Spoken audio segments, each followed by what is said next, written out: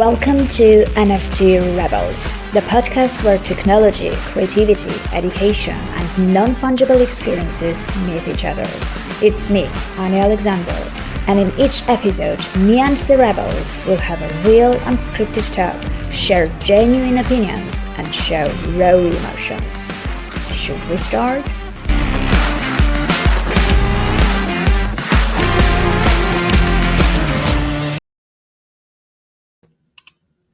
Okay, it feels like we're live. Hello, Abbas. Welcome to the NFT Rebels. How are you doing? I'm great. Thank you. Glad to be here with you, Annie. How you doing? Fine. It's been a while. I don't spend that much time on Twitter Spaces anymore. So yeah, it's been a while since we've been in touch. So yeah, nice to reconnect. Yeah, exactly. Yeah, it's been like probably we know each other for probably like 7, 8 months now since the Yeah. beginning of the NFT, and it's like how it's growing and moving. It's just it's incredible. Where it's like we started small groups, and now it's like, yeah, wait a second, what is happening? Who are all of these people? And it's like, yeah, it's growing really big in no time. In no Yeah, time. absolutely. Back in those days, I think it probably about 8 months ago, it felt like, it's a small kind of cozy group and everyone knew Yeah. each other, like absolutely everyone knew each other. And it was kind of less noisy and less crowded. And now it's massively grown. And we're still early, but back then it was really, really early, it felt Yeah, I like. was like, yeah, do you know NFT? It's like, what is NFT now? You go into the Twitter spaces up on on the phone, it's like all about NFT. Like back in like March 2021, it's all about crypto. By mistake, you can stumble with like an NFT space, and now it's the opposite. It's yeah, again, it's like grew so fast in a way that sometimes go out of control. But there is the OGs, like I call in here, it's like bringing it, like, yeah, chill, bringing it back in a bit. It's like, this is what it is. It is not all the noise what's like you're having. So Yeah. it is always great to see and to contact with the OGs, I call them. And you are an OG, you've been there before everyone else. Yeah, actually, yeah. I mean, I minted my novel 3 years ago, over 3 years Oh, ago already. So yeah. it's been a while. And I had 4 crypto kitties that I successfully lost access to the wallet to. So Oh yeah, no. it's been a while for sure. So let's get back to the beginning. Like everyone has their own journey, how they ended up in the NFT space. What was yours? What's your story? How did you sort of stumble upon it? Well, for the NFT, it was my friend. So I started in crypto, start like in spaces, different spaces, and talking about like the what is this? The gold age of crypto at the beginning of 2021. It was like booming, and I invested like a year ago, a year like in 2020, I invested in crypto, in Robinhood, and it's just exploded. And I Mm. was like, I was called like Dogecoin millionaire in Twitter spaces, and this is where the story of NFT millionaire came from. um, there, so I had this my friend, and he's like been with us in the space, and talking about like NFT every time, every time. And uh, we're there like for 5 minutes, and it's like everybody's like, okay, let's change the subject, this is boring. And I start like talking to Dr. Doge. His name is Dr. Doge, a handle on Twitter. And it's like, yeah, having calls, and he start explaining it to me. I start reading about it. I was like, wait a second, this is cool. It is not only PFPs, not only pictures, not only about like art. It's bigger than that, and started with this, and it's gonna go big. And that's when, like, start shifting my Dogecoin into Ethereum, and start like buying. And I went into that rabbit hole. I call it like a beautiful rabbit hole in a way, where it's like, Yeah, it is. It's a nice fall, actually. It's yeah. I called it back in the days the rabbit hole as well.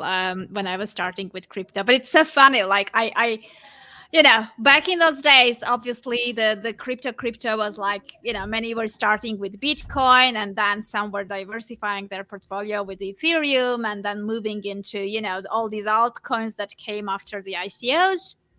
Uh, so I know a lot of people like that, but you're the first person that I meet who started with Dogecoin and then moved to Ethereum, the other way around. So because the thing is, when I actually looked into the investing in it, I first of all, like, I wanted to be like in the safe side. This is like, what if I put $1,000 in it, it's not gonna be a big deal, and if I lose it, and start like, I've put the first purchase was literally $20. I got 10,000 Dogecoin with $20 at that time. And I'll start reading about it more and more and more. I'm just like, wait a second, this is big community. There is supported. It's supported by by Elon Musk, and Elon Musk is not like, he's been supporting it since 2017, and he's not backing up on it. It's just keeping supporting it. I'm just like, yeah, it looks like this guy is here for the long term. Guess what? I'm just like, start like dumping more and more. Like, literally, when I go into to buy some of the stuff, I look into my bank account. Like, if I have, like, let's say X amount, and like $10 after that point something, I transfer that and buy on Robinhood. So, and after that, I start like, wait a second, I need to actually start buying more. And that's when I decided one night, 3:30 a.m. I was like reading, and absorbing. I'm just like, that's it, all in. I'm gonna buy a lot of this. So I bought a lot of Dogecoin. Went to the bedroom. Woke up. I woke up. My wife's like, yeah, open your phone. You're buying Dogecoin. She's like, yeah, it's just like, can't wait till tomorrow. I tell her, till tomorrow I can't actually see that I will be that excited. So just get into it. So I bought her some at 4 a.m. in the morning, and I hold it. It's like it started like, booming. I couldn't actually understand the situation when it's like I was looking into my portfolio. I'm just like, is this only $6,000 investment? It bombed into like six figures. I was like, shit, what? And this is where it's like, start like getting into Twitter spaces to just know more about crypto, and that dragged me into the NFT. Went to NFT, starting applying different projects that I had in mind. After buying a lot of projects, started like working on the raccoons, and after the raccoons, start like this the plan of actually have a bigger type of foundation for the future of the projects that I will have. And we started with the Angry Frogs as well, almost about to release it now, to launch it. And when you start in it, and I said this all the time, you start as a collector, you end up as a collector and a creator. You start as a creator, you end up as a collector and a creator. yeah, You're gonna get into the definitely same like that. point. Yeah. It Yeah, is, absolutely. you're gonna get into the same point. So let's go step by step. Like, were you like the guy who actually started with PFP NFTs and then moved to one-on-one art, or doing both, or like which was the first NFT that you've got? The first NFT was a photography from Okay.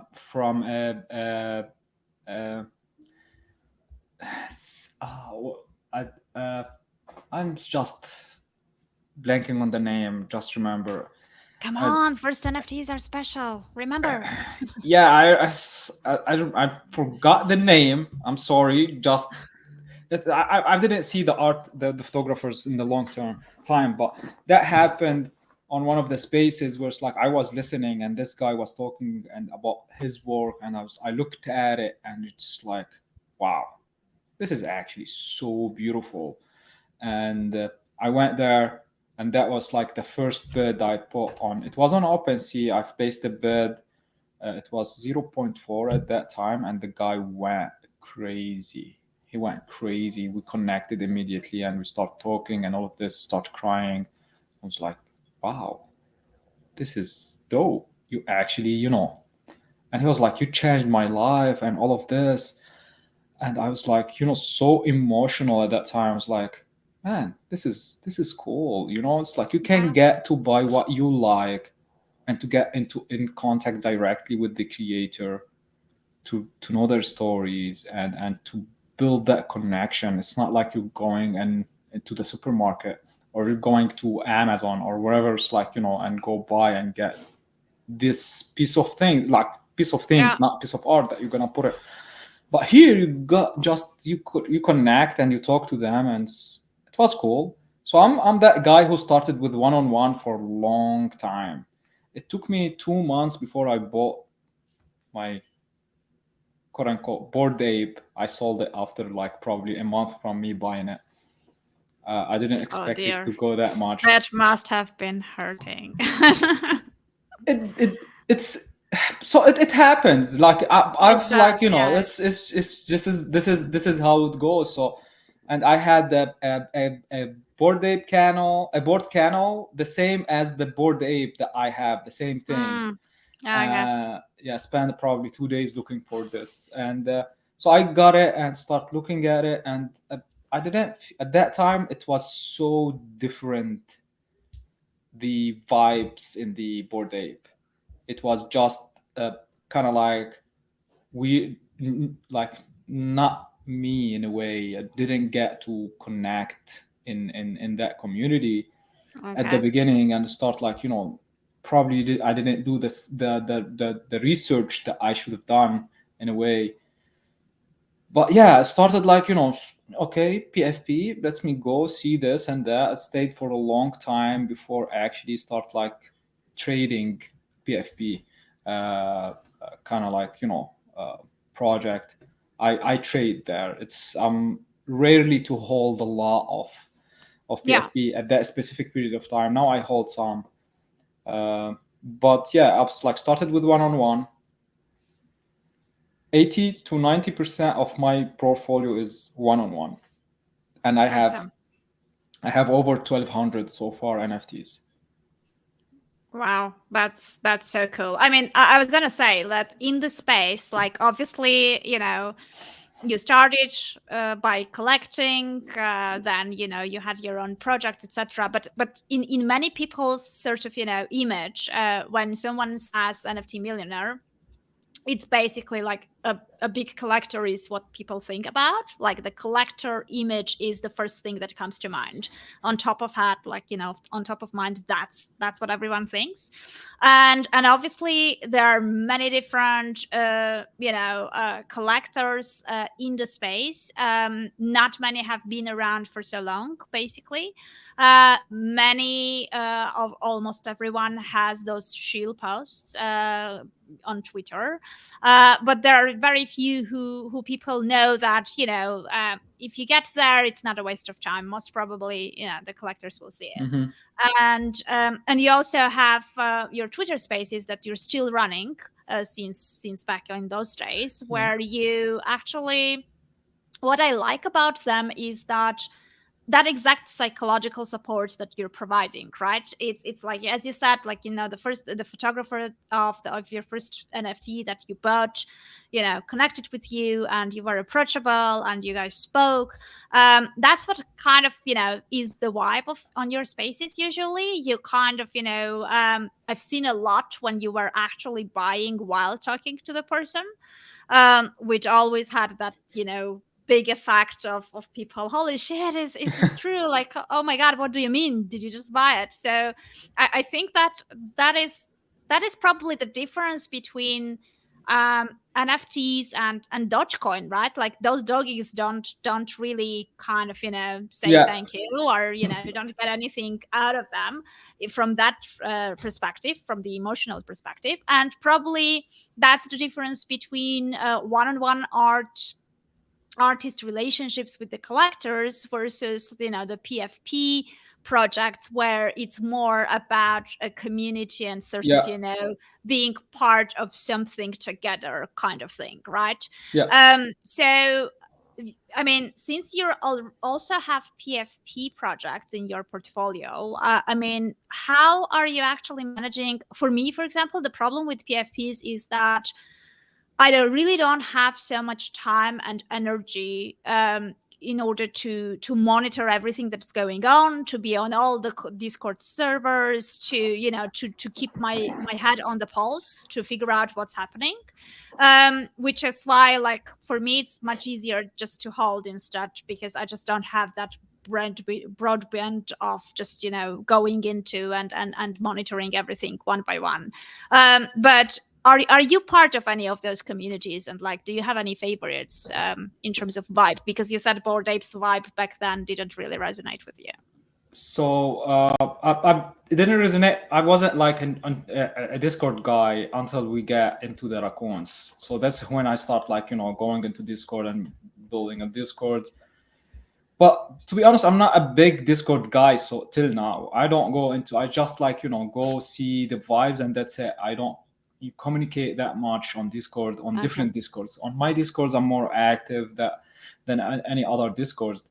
The thing is, I have a support kind of like friends who always send me hits like, yeah, see this one is cool, that one is cool, check this, check that. And at the end of the day, it's I go into like, sometimes we buy and it's just disappear and sometimes we buy and it goes well. But it is this kind of like 3 to 4 friends that I truly trust. And I really trust, and they send me things like, yeah, check this out, check that out.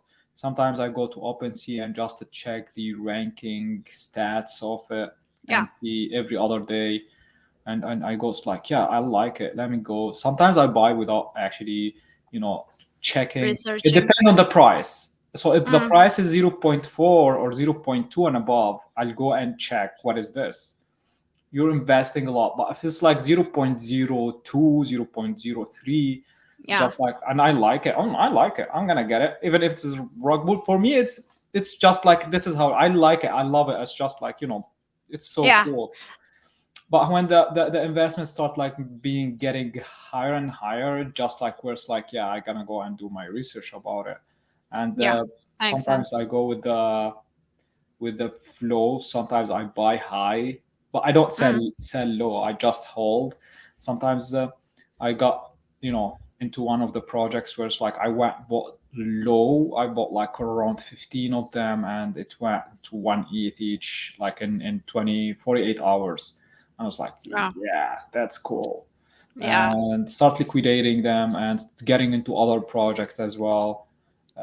So the thing is because I'm into the more PFP side of business perspective, in a way different than me collecting, just me actually creating and the profile picture.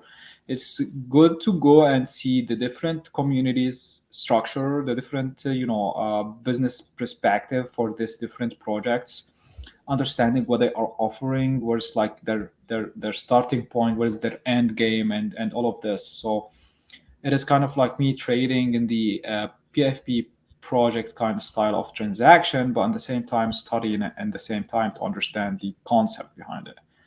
Yeah, And makes sense. each and every like kind of project, new project. So there is some project I was like, yeah, I wondered why this is not actually moving that how it's supposed to be. And this is where I did the analysis of on how and why this is happening, why is happening, and how is actually going to be in the future.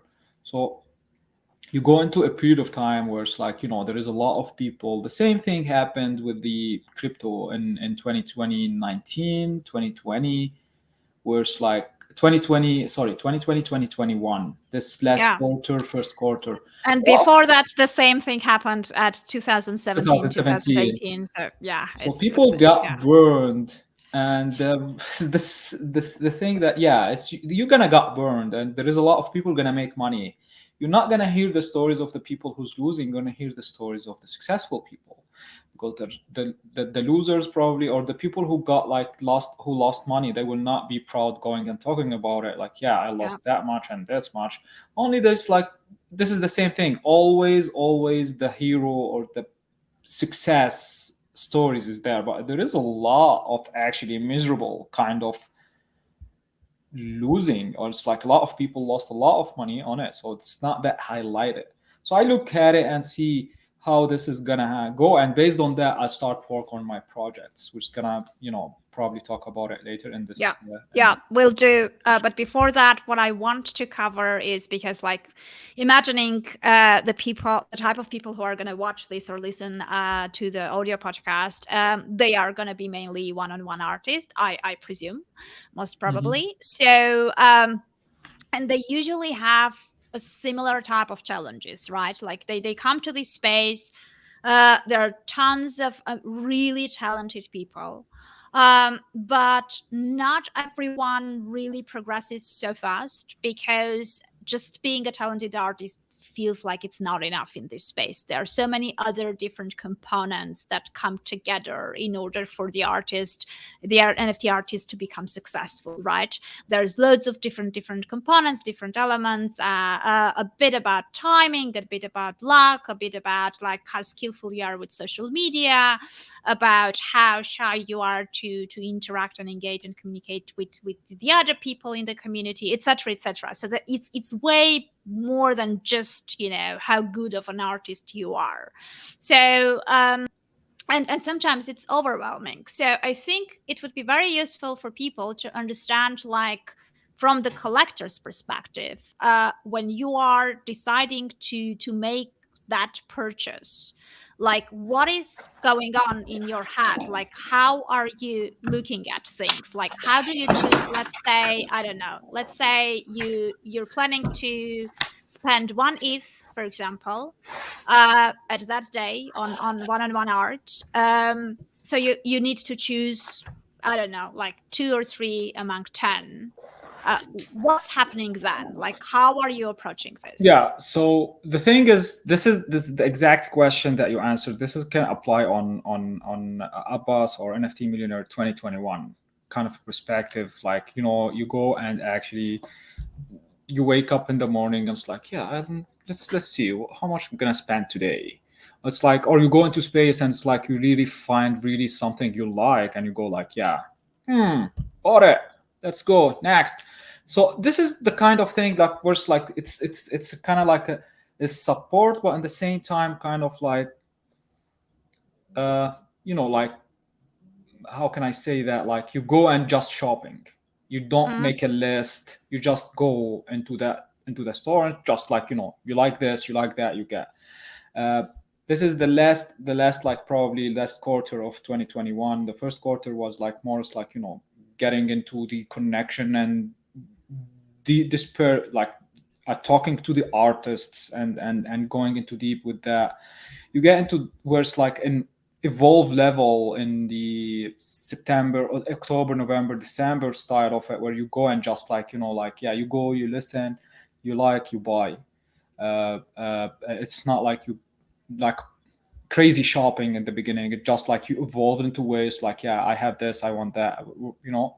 2021, it's different kind of perspective in my head. I've hit my target. It was like to get 1,000 NFT in 2021. That's done. Now it is a different thing that I have in mind, which is like I start looking into the criteria that I want to actually go and see what art I can buy. And this is most of the time, this is the same thing that I'm using when I go and say I'm focusing of buying abstracts. I'm focusing on buying anime or animation or 2D or 3D or this. So this is where I go and see the type of things that I want to have that can appeal to the future existed non-customer now that they will be a customer in the future for this specific style of art. Let me give you an example. What appealed to CryptoPunks, what appealed to people on CryptoPunks, the people who actually liked CryptoPunks, for example, at that time and didn't get into it, they probably get into a point where they wanted it but they can't afford it, and at a certain point of time when it was like 10 or 12, and Yeah. and the people who's actually getting into the space now, they're seeing stuff they can't get, and probably they will have their way of making money, and somehow, and it's like, yeah, I wanted this so bad that time, I couldn't afford it, I want that thing, that style, this is my style, this is my childhood memory kind of thing, that I want to get one of these or something related to that period of time. And again, I look into the customer behavior in the future. The people that who's in the space now, probably there's like, teenagers, or it's like, between the 15 25 years old. They will get into a level where it's like, if they stayed in the space and generate like good revenue out of it, they might be actually my potential customers or my potential collector for the secondary pieces, for the pieces that I bought on the secondary. So this is where I go in 2021 and analyze like what type of actually potential future return on investment I can get. In a way, I still collect a lot of arts because I like it, but at the same time, I put it in link with my criteria. I put it in link in why and how this. So it's not like it's kind of like a 50-50% kind of like collecting because like you like the art, because you're not gonna buy something you don't like it. But if this fit the both criteria, this is yes, this is an immediate yes, just to go ahead and do that transaction. So this is the 2022 kind of Yeah. approach to what and how I actually go and collect as of now. Sometimes I go into spaces and buy stuff.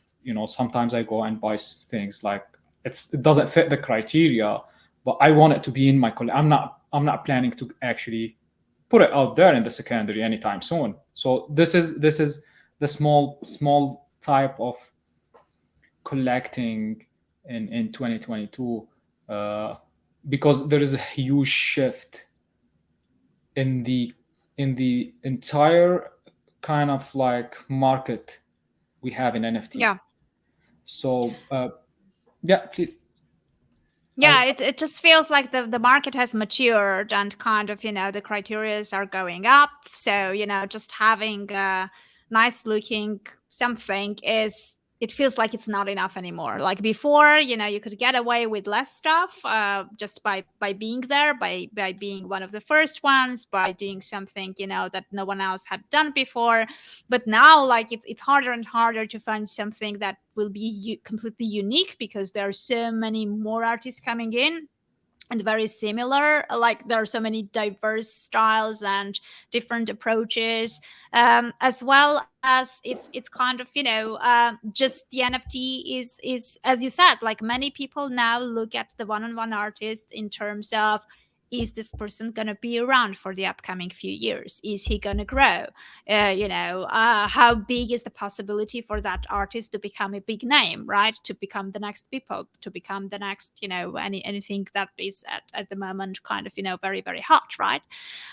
So I think that's how things have, become quote unquote harder, right? And many people also, it feels like now, when things start cooling off and it wouldn't be so easy to come up with cash grabs out there with different kind of, average quality projects that have been selling well before, some will leave, and those who will stay and persevere will be the ones who will have higher chances to get there. So as a follow-up of that, what do you think, like, how important is the artist, like how big is the component of who the artist is in that bundle of the NFT that you are buying? Like, would you, let's say, theoretically speaking, if there is a very talented, a very, very sort of, nice, very good quality piece of art, but you've never heard about the artist, you have no clue who that person is, would you actually consider buying it or not? So when you are in the space for a long time, you know who's who and what is what. And because I have the thread on daily basis that drop your art, I see a lot of these artists and see how there's like, uh, react and act and actually present in the space. And when you talk to them, you build that, yeah, these guys are serious about it. This is the thing that I start looking more in depth in it. It is the new artist who's coming into the space totally understand like they're struggling, some like all a big portion of them like struggling baby to get sales. And this is where the thing that you don't want to go and just depend on NFT Millionaire or it's like whatever other collector is there, because it is not about focusing on the collectors. This is a market that everyone in the space is a potential customer for you as an artist. Your fellow artists, the other people who's in the other PFP projects, the cryptocurrency community. You just try to actually make it in a way it is not specifically targeted into this specific person or type of customer or type of collector. I'm sorry, I'm using the term customer and a lot of econ kind style of terms, because it is what it is. It is a collector. An art, but at the end of the day, it's a financial or it's like a transaction. And Yeah. this is where you're gonna look into it. Like it's not like you're giving it away. You're just trying to do everything in between the minute you enter until that transaction sales and the ETH is in your wallet type of period. You have to go and do the marketing. You have to go and see who's who and what is working for you, what is not working, and all of these to get to a point to sell your work. It's not to get to a point to gift it for free. So all of this is a financial transaction in a way from the beginning. When you pay gas fees, you invested Yeah. into it. You put an investment to enter here, and at the end you got the sales, which is gonna return for you a fee, like if not fiat, it's like crypto, and you can convert it to fiat. So it's just a transaction. So let's look at it from a typical type of transaction between customers and supplier. In a way, we understand that you have something different than the other kind of like in real life. You're not a supplier in the pure term of it. You're just like the transaction wise is supplier customer transaction. You are a creator. You have something you want to sell, which is your art. But beside of it, there is something harder than the in real life. You're selling your kind of like who you, not yourself, you're selling who you are with that, what you're doing with the art, what is the future of you in this community with the art. Sometimes you're selling your history, who you are, what you've been doing into it. So you're adding that style of kind of like a layer to it. It is, the art is great, but yeah, are you doing what is like needed to be done in a way? You did what is what is your like history in a way? Are just like you just grabbed a camera 2 years ago and now you call yourself a photographer, and it's like, or you've been doing that for a long time. You understand the idea and the concept behind it. All of this plays a lot of a big role. So when you are in the space and you go and to target a specific style, you're actually shooting yourself in the foot. You need to go and look at it as an open market, and everyone is a potential collector, if you call it, or customer, like everyone. So how you go and approach that, it is what is like, instead of going and waiting 5 hours in the space to get into the stage, and you go and actually talk for, like, for example, what I have in 60 seconds show, there's like opportunity. Yesterday we had 75 artists in the show. I feel bad for the rest who didn't get into the stage, but again, there is a time limit, and there is, we need to respect Yeah. it. Yeah, you can't be there the whole day. Yeah. Sure. So Yeah. and instead, so what you can do a lot of different things. You can do your own space. You can go and make connection with small and create a community with others, which is gonna grow and grow. I've seen this a lot in the space, where it's like small community, small people get together and created a big thing. So this is one of the thing that we still live in a 2021 kind of like history. Like, yeah, this worked in 2021. That doesn't work now. This is not the case so far.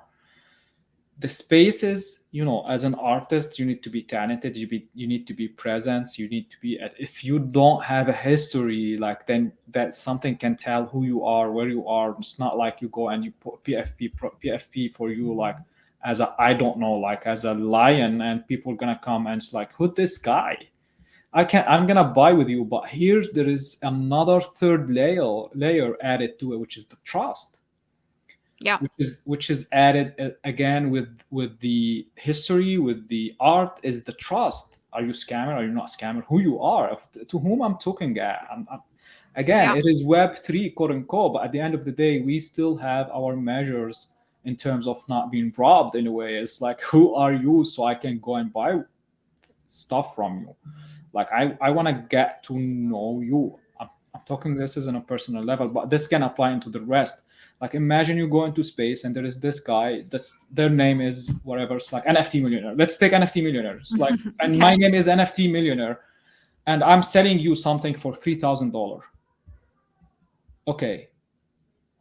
So how can I, as at this moment in time, where it's like the space is getting to a level, and I have, like, let's say 1,000 follower, and my name is that, and it's like, why should I spend $3,000 even if your work is amazing? It is outstanding, but I don't know who you are. I know it's like NFT Millionaire, and that's it.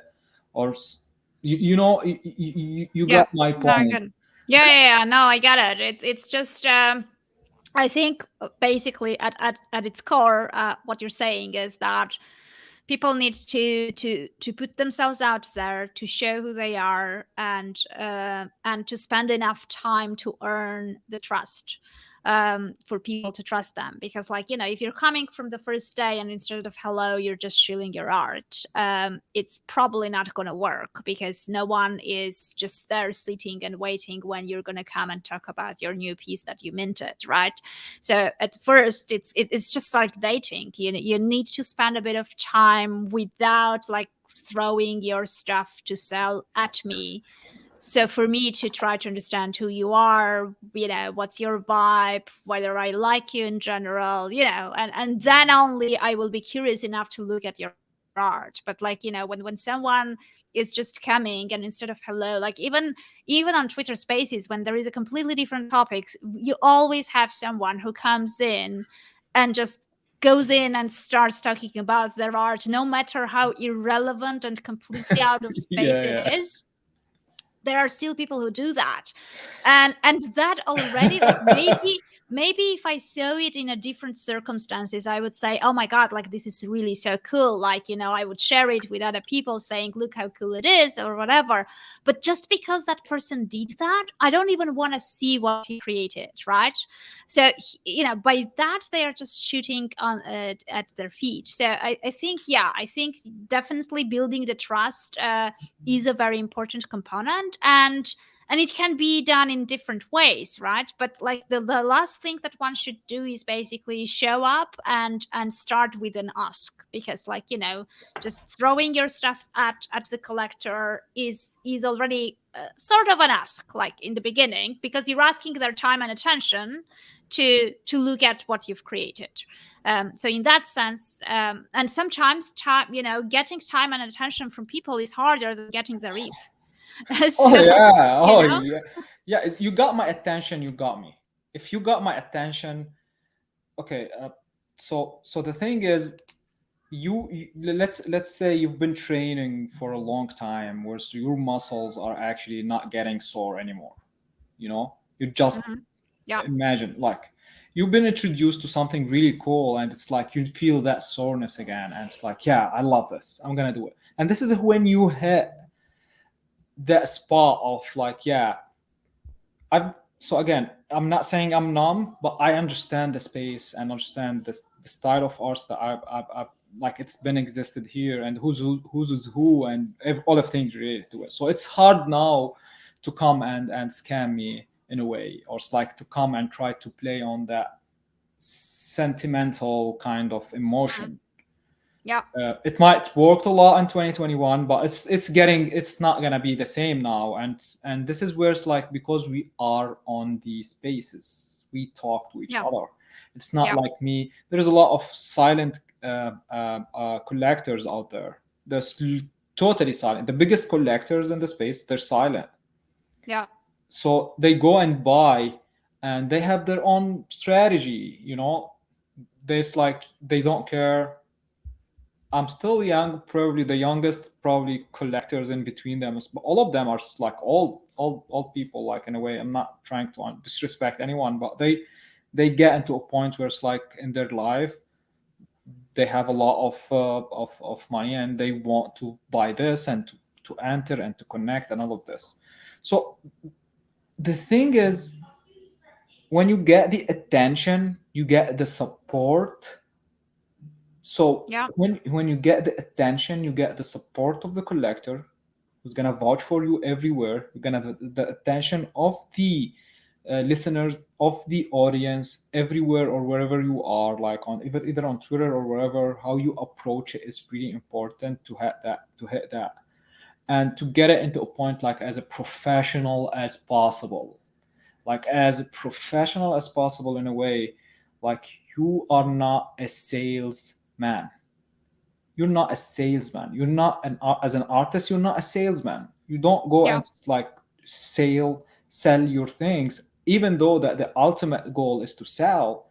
But you go and actually be the artist, and the sales gonna come within it Yeah. I organically, in a like that. way. Yeah, yeah, yeah. I like that. It's actually like, it's interesting you said that, because like I personally hate sales, right? I'm not a salesy person. I'm very comfortable with promoting other people that I believe in, or kind of, sharing their art and talking about them. But I don't really like doing the same for myself, right? So so I've never been like directly shilling anything, but I think just by that, what you're saying, just by being part of the community, even way before I thought I would mint anything, already was like a very big and very crucial and important sort of advantageous starting point when I actually minted something at the end, Mhm. right? Mhm. Because by that time people already knew me, so, and they knew I was working on something, so I didn't even have to go and shield. They were coming and asking me like, oh, when is it going to be ready, what is it going to be about, and stuff like that, right? So I think that's what you want to get eventually. Like, you Mhm. want to get the attention, the curiosity, the kind of, your sort of, position in the space between the others. And then it kind of, naturally comes to you, right? I mean, maybe it's like, yeah, I mean, maybe it doesn't work for a very prolific artist who wants to sell every single week, or or wants to have it as its main income source. I do understand that, but I think at least for a start, that's a way nicer way to approach this, to just start getting, to get into the community and, create relationships with people first before Yeah. going out there and kind of, throwing your stuff at them. Yeah. So And the thing that's like, really important in here is where it's like, whenever I buy stuff, and this is whenever I buy anything, and it's like, everything I buy, I always post it on my tweet. I've mentioned the artist in it, and previously I used to put the link to it, but I stopped it because of security things. I don't want anyone, like, I've put the link there. They can do. I've put only the social handle for it. And this is one of the things, like, when I look at how it's still been happening on Foundation, and this is one of the things that drove me out of Foundation. This, I'm gonna talk about it. Like, I'm not active on Foundation as I was before. I have my reasons, and I'm gonna explain it anyway. But when I buy something and I post it, believe me, this is going to the artist 100%. The artist is going to get the. And why I do that, because this started doing this more actually organized in 2022, Or it's like when I do that, I do it in a way because this is style I love, and this is something I want to share with the rest of the community, so they can go and check this artist. And when they this artist to grow, this is my part of actually investing in my time with my thing that I have to push and help the artist that I trusted in. Like imagine you have a favorite football team. Yeah, you root for them. Yeah. You root for them, and this is exactly what I Yeah. do. I root for the artist that I'm buying from. The thing is, like when I look at it, especially with the bid style, I'm not a big fan of bidding anymore, because it got Mm-hmm. into a point where I had to actually, stop following a lot of artists who's amazing artists. Like they're amazing, but the thing they do was really kind of like greedy in a way. And sorry for this, this might be like a harsh word, but they need to pay attention if anyone's still doing it. When a collector places a bid on your piece on foundation, we pay gas fees. We pay Yeah. 50, $100 sometimes for that.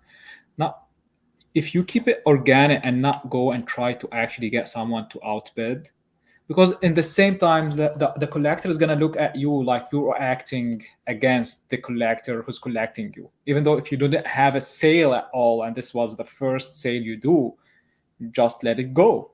It's going to go to the foundation in the last hour, and from there people can see it.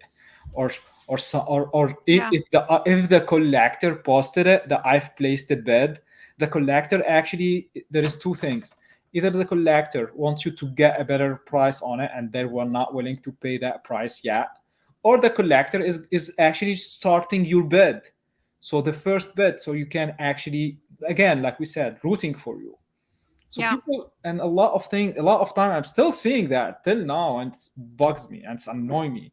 When someone places a bid, they're actually paying a gas fees. And when they, if I want it so bad, I will pay a gas fee second time and actually higher the price. And again and again and again. And this happened to me a lot of time because I wanted it. Mm. And it's like, I've end up paying gas fees more than the price Oh my of the God. initial Yeah. one. And Yeah. so this is where you go and you actually being an auctioneer, not being as an artist. You're going to be a pure salesman. Like, come on, yeah, yeah. You notice like this Yeah. traditional style Yeah. of market, like yelling, yeah, this for five, come take it. So it's just this is what actually pushed me out of foundation. If I buy on foundation, it's like it should be like something really like, I'm dying to get it, and it should be in the price range that I set it ahead of time. And people ask me like, why your price range between 0.1 to 0.2? Because this is my price range on foundation. It's I decide what I'm gonna go and buy from any platform. You know what I mean? It's Yeah. like Yeah. you put No, a makes sense. you put a budget and you go. It's like, yeah, I like this one. I see, and a lot of pieces like I've got between 0.1 and 0.2. It's like, wow, Yeah. like Yeah. No, I amazing. mean it's yeah, definitely. Yes. What do you expect as a collector? So let's say, like as you said, it's a transaction. At one point, it happens. We also mentioned in the beginning that although it's like a business transaction, but there are loads of emotional things linked to it. So it's kind of a mixture between the business monetary transaction wrapped up with an emotional layer and packaging into it. And I personally think there's always kind of a special relationship between the artist and the collector, right? There is a certain type of kind of you get connected on the blockchain already. In some cases, the collector has been, especially like the first collectors are always special. The first sale is something like you remember and stuff like that. So what is your approach towards, like, do you expect anything? Like, do you want to keep in touch with that artist? Do you want to continue the relationship? Or like, you've got that piece, fine, great, awesome. Like, I don't really look forward for anything else from you. Like you've made your deal, right? Like we're done, kind of thing. Like I know how do you I know what you feel? mean. So I keep track for every single thing I'm buying from whom and the link and all of this. So every once in a while I go and check it. There is a lot of artists who actually disappeared, like Yeah. nothing. Poof, not there. I keep Yeah. watching every single artist that I bought from. And what I noticed that the minute they sell, that's it. Bye bye. They shift, they move, and which is wrong in a way, because when you have and I've noticed one artist only, only one artist who Out of those 1,000? out of 1,000. Like Oh I've my bought God. from Okay. 800 artists, only one of them made a Twitter group and he put all of the collectors and who collected from him in there.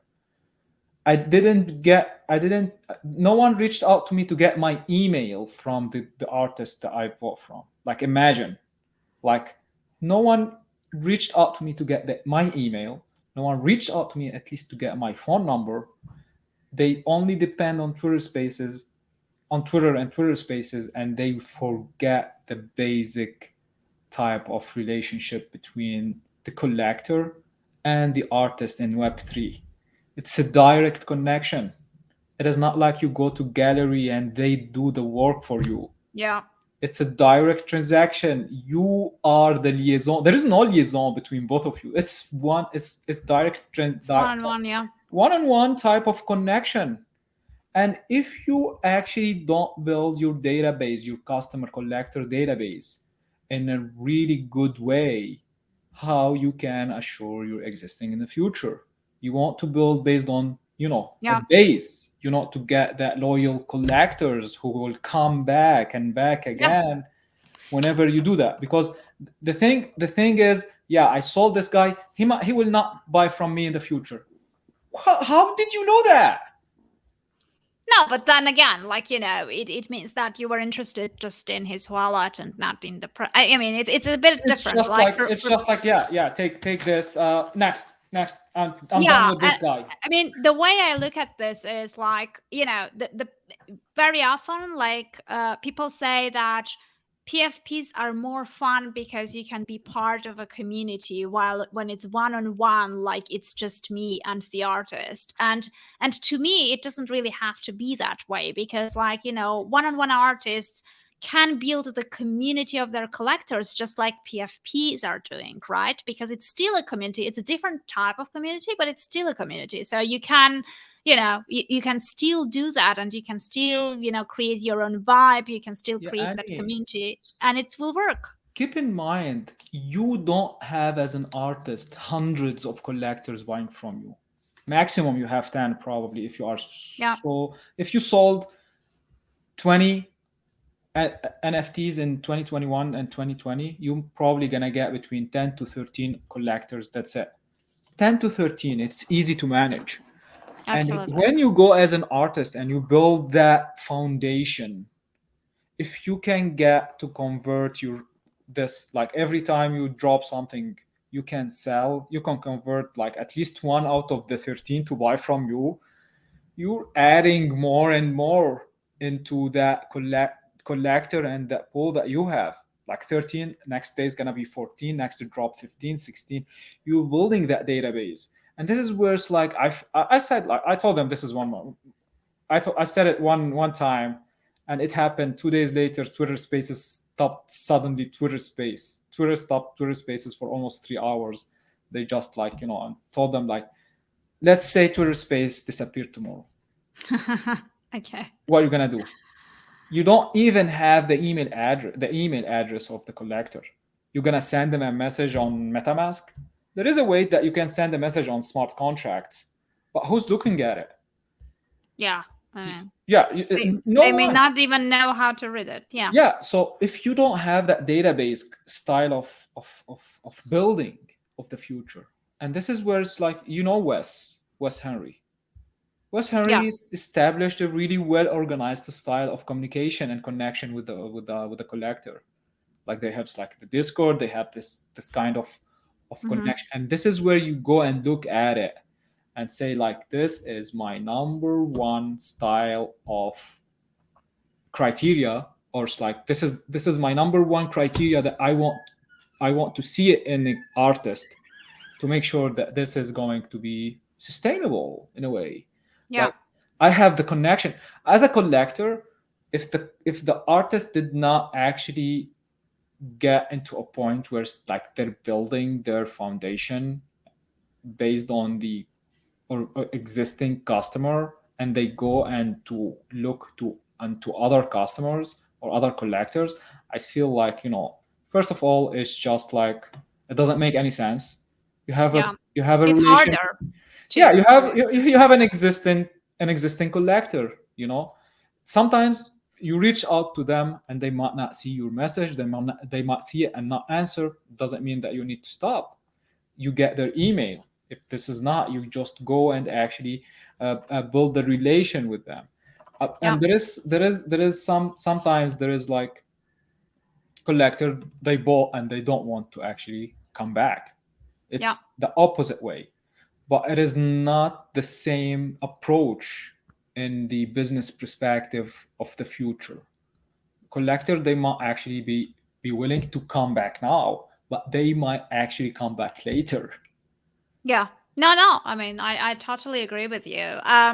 So we have about 8 minutes until the Twitter Spaces. Mhm. So let's move into. I mean, the time moves fast. So let's move into your projects. And then later on let's see how many people come up on Twitter Spaces. Then we can interact with them in there. But yeah, you basically, your journey has been Dogecoin, Ethereum, NFTs, NFT one-on-ones, NFT collectibles, and then becoming an NFT creator. So let's cover that last phase, and how did you decide to become a creator yourself and launch an NFT project, and what is it about? So started with the angry frogs. Sorry, with the raccoon in August, and that was like like an idea between me and my partner, who's still my partner now. It's like we're just talking, like yeah, we start like brainstorming. And it's like yeah, start looking into this and that, and we found that this character with the raccoon is really cool. We got in touch with the artist who's still with us, like with us, and we just brainstorming and we got this raccoon. I was like, first time I saw him, I was like, damn, Ali, this is amazing. But I didn't want to have it 10,000 at that time, even though that Yeah. we could have done it like 10,000 really easily. It has a lot of traits. But I told Ali, this should be a hand, one by one, hand drawn. It's not Okay. like layer style of Not generated. Yeah. So the Okay. 500 are one on one. Actually, it's not a layered. There is no Yeah. layers in it. It's one on one. Then actually hand drawn, and we went from there. I start like coming with the concept behind it. I could sell it without even having a utility for it. The Yeah. 500 is cool, doesn't have to have a utility, but I decided to have it with the utility, which is like the comic books, the short story video, and the collective comic books and the collective short story video. Beside that, every collector or holder of the Million Raccoons will get the option to be. They will be with us in the a future project where they enter in the Million Raccoons and they will get into the Angry Frogs or any future project. And this is what happened exactly. We have now two comic books ready. Issue 1 is ready. Issue 2 is still working on the last page with it, and the artist then got an internet issue and the electricity issue, and Oh, wow. he's in London, by the way, and Oh, okay. yeah, and this is like but anyway, we're just building the comic books in a way. We're building the 3D assets for the raccoons to be like kind of like that short story videos we're talking about, but we're building it in silence. We're building it like without putting a hype on it. We're just building it in the back, getting it in a Yeah. way like it's already the same thing that we did with the Angry Frogs project. Like I went radio silent for 3 months, not talking about what is happening. And it's like we just came up with the green paper, with the website, the different social media, and we start start releasing releasing it into the public 2 weeks ago. Especially the last week we started working. So the idea behind the Angry Frogs, what we look at it, it's gonna apply my approach to the NFT in the future. Whereas the NFT, in my opinion, with the metaverse and everything related to it, and as well as my partner vision, is the kind of like a replacement of the in real life style of business concept, Mm-hmm. where you go. So I'll give you an example. As an Angry Frogs holder, you're gonna get early access to the metaverse, and that Mm-hmm. early access, we're gonna give you the tools that are gonna help you to build your business inside the metaverse. Okay. For Yeah. example, if you build the houses, we're not gonna be providing anything to the public. The thing is, we're giving you the map. You go build your business, and you actually going to be the supplier for the public when they come. It's Got not it. the project. You will be the supplier. So we're not building. Even though if we wanted to build anything as a project, as a creator, if I want me or the creator of the Angry Frogs project, they want to build a headquarter for the Angry Frogs, we will hire people who bought the NFT from the from the community rewards pool to Got it. actually, Yeah. that. Yeah, makes sense. And So they look super cool. The frogs look super cool. oh man, yeah, thank you so Yeah. much. A lot of nights, non-sleep nights, to be honest. A lot of argument with the Yeah, with I the know. Like, artist. The artist is creative like, collaborations are always, yeah, I mean, it's so hard, especially remotely when you're in different places, kind of, doing these yeah, brainstorming sessions and the processes and the arguments from different sides of the world. It can be draining, I can imagine. So the you're like, artist is like, yeah, it's beautiful. You don't like it? It's like, I like it, but it is like we just what so protective sometimes, no, and I can that's imagine. It's like, it's usually it's just like your baby, right? You just want to yeah. have it like exactly the way you imagined, and like, yeah, I Yeah, totally get that. I drove the devs crazy. I changed the website 5 times, like Okay. five Yeah. times. I I just know a few people like you, che- so I can imagine. Yeah. I mean, so yeah. they went Um, crazy. Well, yeah. I hope that the end result is when we came with the green paper. We came with it as a book. A git. We used the git book to it. It took me my we have a consultant. I can't.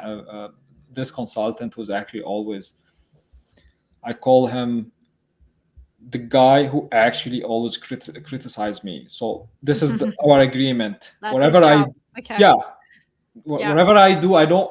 You are the guy who's gonna. You are my mom in a way. Like it's always nothing perfect. You needed to come and criticize me, and that's like worked so perfect. My Yeah. advice, if we're gonna end up, always get someone to be by your side who does not BS you. He's like, or she, or they, or Yeah. they don't actually agree with you all the time. If they agree with you all the time, I think you have an issue. If you Yeah. don't You have can that talk to the person, mirror by yourself if yeah, that's the case. Yeah. if you have that person in your life that you don't agree with them all the time, I think this is a really great person to have in your life. If it's wrong, if you're wrong, he's gonna correct you, and if you're right, it's gonna confirm or affirm your thoughts. So it is this is the thing about the Angry Frogs. We have the breeding process, we have the zombie labs. There is a lot of cool things in the Angry Frogs who are all done. Like we have 4 smart contracts related to the Angry Frogs and the staking and the digital mining GPUs, the smart contract for and the generative art for the breeding for the baby frogs. They're so cute, and the zombie Angry Frogs generative art and smart contract. Everything is ready. The thing is that we have now is the metaverse, which is going to be quarter four this year or quarter 1 next year, where it's like establish everything, and they will go and to a specific island. The baby they will have kind of like style of Disney style island.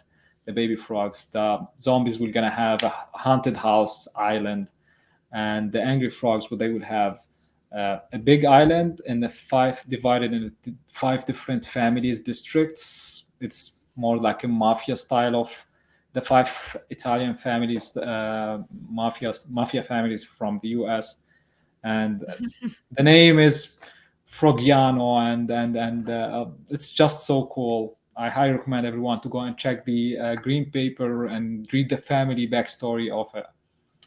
And Nice. yeah, this is Okay, yeah, no, that's cool. So, yeah, I guess we covered quite a lot. So, what we can do now is just, yeah, I'll launch the Twitter Spaces in a couple of minutes. Then we can move in there. I can't keep it for too long, but I think it's a good opportunity to sort of, yeah, if we have can a few have it for people come over. 30 minutes, that's Yeah, I think that should be. Yeah. that should be Okay. great. So Great. let's move in there. And yeah, thank you very much for the time. Thank you. People will be able to watch the replay on Twitter. So, once we finish, it's still going to be there on my feed. And also later on, the audio version will be on Spotify, Apple Podcasts, and all these other places where the podcasts are usually streamed. So that's it, I guess. So let's see you there in a bit. And thank you very much for coming over. I enjoyed our talk. Thank you, Annie. Thank you so much. My pleasure. Yeah. Take care. Bye. Bye bye.